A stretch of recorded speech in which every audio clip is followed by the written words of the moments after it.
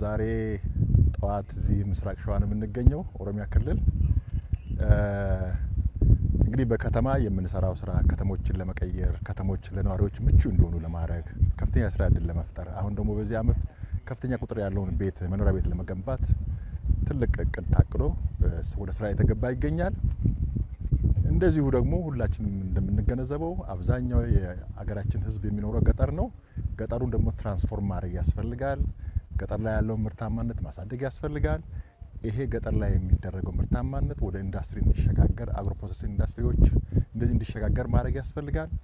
በዚህም አርሶ አደሩ እጅግ ተጠቃሚ እንዲሆኑ ማድረግ ይቻላል።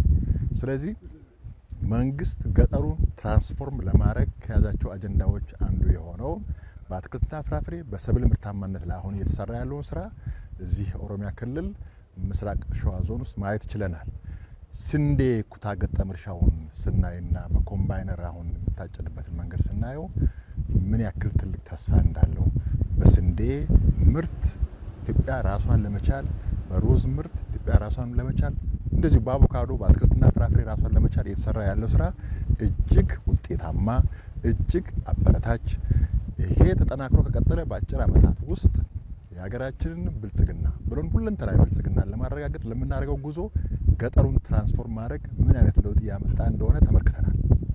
ስንዴው በዚህ አይነት ስፋት ሌሎች ክልሎችም ከዚህ በትራክተር ኩታ ገጠም እርሻ ማለት ውሃን ፓምፕ በማድረግ በኮምባይነር ከሃርቨስቲንግ ወቅት የሚኖረውን ሎስ በመቀነስ ይሄን ካመረትን በጣም ረጅም ርቀት እንሄዳለን። ከውጭ የምናስገባበትን ስንዴ ያስቆምነው በዚህ ነው። ስለዚህ በተቻለ መጠን በአትክልትና ፍራፍሬ እዚህ ኦሮሚያ አሁን በሙዝ ምርት ሙዝ እዚህ አካባቢ ላይ ብዙም የተለመደም ያልነበረው አሁን ደቡብ ላይ እኔ የተወለድኩበት አካባቢ ሙዝ አካባቢ ነው የተወለድኩት። ከልጅነት ጀምሮ በደንብ አውቀዋለሁ። አርባ ምንጭ አካባቢ ያለው ማለት ነው። ይሄ እንደዚህ ተስፋፍቶ ዝርያዎችን አምጥቶ በቲሹ ካልቸር አባዝቶ አሁን የተባዛው በቅሎ ከዛ ደግሞ ሳከሮቹን የነቀሉ ሌላ ጋር ያባዙ የወሰዱ በጣም እጅግ የሚያበረታታ ነው። ከዚህ ተነስቶ ወደ ውጭ ኤክስፖርት ማድረግ ሙዝ ተጀምሯል። ስለዚህ ተስፋው በጣም ትልቅ ነው። ፓፓዬ ያየነው ቅድም ያየነው ፓፓዬ የእስራኤል ዝርያ ነው። መጥቶ በ7 ወር ውስጥ ደርሶ ይሄን ያክል ምርታማ መሆን ችሏል። ስለዚህ ገጠሩን ትራንስፎርም ለማድረግ እየተሰራ ያለው ስራ እጅግ ተስፋ የሚሰጥ እጅግ አበረታች ነው። ሁላችንም ከዚህ ተሞክሮ ይሄ በየክልሉ እየተሰራ ያለ በተለያየ መንገድ እየተሰራ ያለ ስራ እንዳለ እናውቃለን።